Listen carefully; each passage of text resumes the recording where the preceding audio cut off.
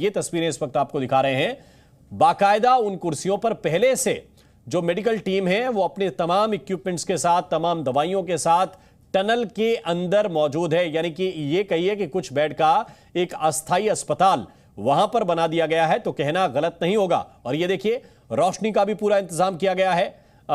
खाने पीने का भी इंतजाम है, चाय भी दिख रही है, ये जो जरूरी इक्विपमेंट्स हैं, ये देखिए मेडिकल ऑक्सीजन, उसके सिलेंडर्स भी नजर आ रहे हैं कि अगर जरूरत हो, सांस लेने में कोई तकलीफ हो, तो ये टीम जो स्टाफ की है, मेडिकल स्टाफ की, जो हम आपको अंदर तस्वीरों में दिखा रहे हैं, जहां पर बेड लगाए गए हैं और मेडिकल टीम पूरी तरह से तैयार है कि मजदूर आएंगे तो पहले उनका चेकअप यहीं पर किया जाएगा। अंजलि सिंह इस वक्त हमारे साथ जुड़ी हुई हैं, सीधे उनकी तरफ चल रहे हैं। अंजलि, ये तैयारी भी अंदर हो गई। शुरुआत में लग रहा था कि गद्दे लेकर जा रहे हैं, शायद कुछ देर रेस्ट उन्हें कराया जाएगा, लेकिन मेडिकल टीम है, हम देख रहे हैं कि तमाम दवाइयां वहां पर हैं, इक्विपमेंट्स लगा दिए गए हैं, बेड लगा दिए गए हैं और इंतजार मजदूरों के निकाले जाने का। जी देखिए, बिल्कुल हम ये अनुमान लगाकर ही चल रहे थे कि अंदर भी एक अस्थायी व्यवस्था जो है वो कर दी जाएगी कि लोग जब उनको बाहर निकाला जाए तो अगर उनको कोई प्राथमिक एड की ज़रूरत पड़ती है तो वो उनको उसी जगह पर मुहैया करा दिया जाए, क्योंकि अलग अलग मनोस्थिति में लोग हो सकते हैं, किसी की तबीयत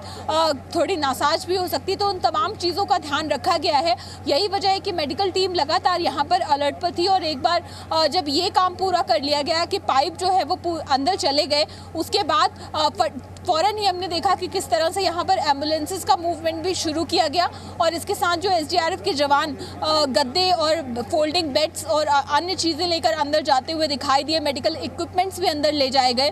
तो इन तमाम चीज़ों की तैयारियाँ की गई है कि जब एक बार लोग बाहर की ओर निकल कर आते हैं, किसी को इस तरह की दिक्कत होती है, डॉक्टर्स वहाँ पर मौजूद हैं, वो तुरंत उनका परीक्षण करेंगे और ज़रूरत पड़ती है तो उनको सभी जो प्राथमिक चीज़ें हैं वो वहीं पर मुहैया करा दी जाए। तो इसकी तैयारियां जो है, जैसा हम बता रहे थे कि प्रशासन ने पहले ही की हुई थी कि जब एक बार रेस्क्यू ऑपरेशन अपने कंप्लीशन की ओर जाएगा तो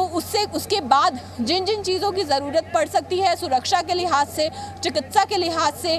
या अन्य चीज़ों के लिहाज से, वो तमाम चीज़ें जो है पहले से ही यहाँ पर रेस्क्यू साइट पर ही अलर्ट मोड में लाकर रख ली गई थी और इसके साथ ही जो परिजन हैं उनको भी सूचना दे दी गई थी। तो रेस्क्यू साइट के बाहर अभी परिजन भी मौजूद हैं और अंदर डॉक्टर्स की टीम मौजूद है, जैसा हम तस्वीरों में भी देख पा रहे हैं कि किस तरह से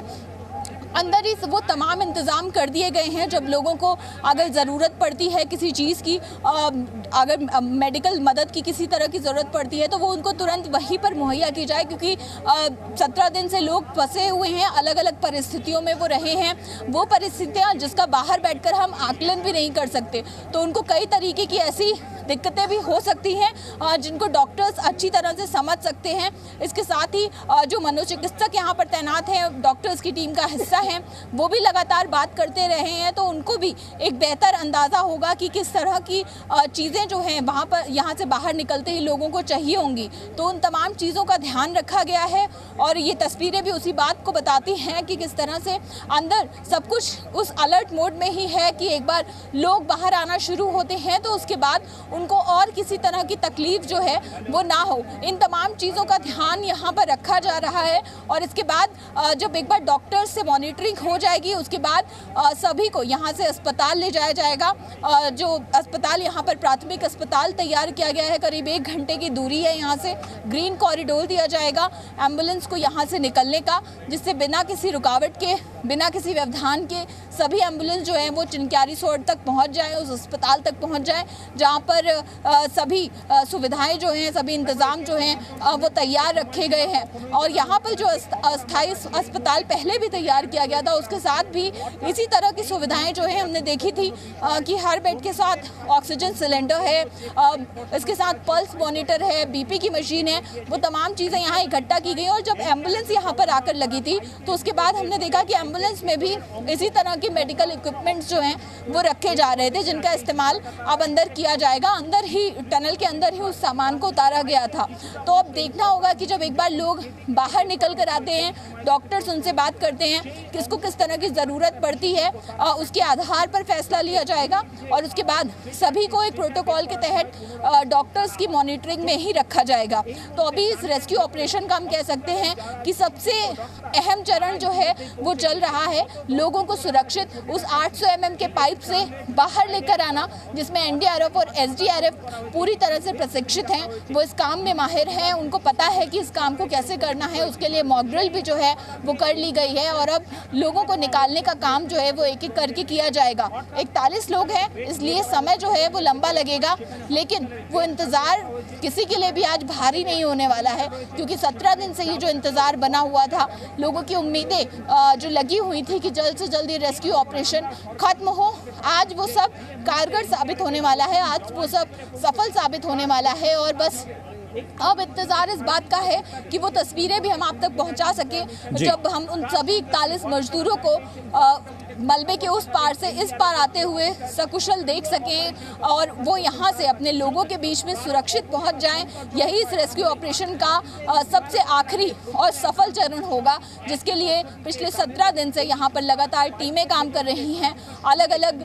धड़ों के लोग यहाँ पर इकट्ठे हैं, अलग अलग एजेंसीज, अलग अलग एक्सपर्ट्स यहाँ पर इकट्ठे हैं। सब इसी लक्ष्य के साथ काम कर रहे हैं कि जल्द से जल्द इन लोगों को बाहर निकाला जाए। कई सारे व्यवधानों का सामना करते हुए, कई सारी चुनौतियों का सामना करते हुए रेस्क्यू टीम आज इस पड़ाव पर पहुंची है और उम्मीद यही की जा रही है कि अब जो आखिरी चरण है वो भी सफलतापूर्वक संपन्न हो जाए, उसमें भी कोई और बाधा ना आए। यही वजह है कि एनडीआरएफ और एसडीआरएफ ने मॉक ड्रिल के दौरान ये पूरी तरह से जांच लिया है कि उस पूरे पाइप में कोई अवरोध तो नहीं है, लोगों को बाहर लेकर आने में किसी तरह की कोई दिक्कत तो नहीं होगी, वो पूरा पैसेज जो है वो पूरी तरह से सेफ रहे उन तमाम लोगों के लिए जो इनको इस पैसेज के थ्रू बाहर लेकर आना है। क्योंकि 17 दिन से जो वो जिस स्थिति में रह रहे हैं वो काफ़ी कठिन परिस्थिति रही है और उस परिस्थिति को समझ पाना किसी के लिए संभव नहीं है, लेकिन लोगों की कोशिश यही है कि इसके बाद अब कोई और तकलीफ, अब कोई और दिक्कत उनको ना पहुंचे।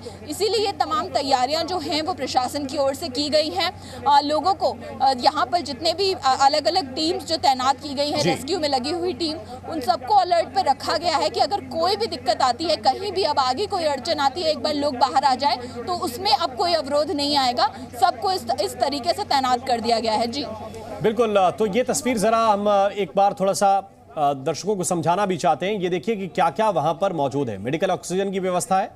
ये देखिए बीपी मापने की मशीन है, ये मेडिकल ऑक्सीजन के लिए सिलेंडर रखा गया है, अगर जरूरत पड़ी तो ये ऑक्सीजन भी दिया जाएगा। एम्बुलेंस वहां पर अंदर मौजूद है, ये 2 एम्बुलेंस अंदर ही लगाई गई हैं, इमरजेंसी में तुरंत इंतजाम, तुरंत मजदूरों को बाहर निकाला जा सके। किसी को अगर वहां पर व्यवस्था चाहिए तो डीएनएस की बॉटल्स भी हम देख सकते हैं जो टेबल पर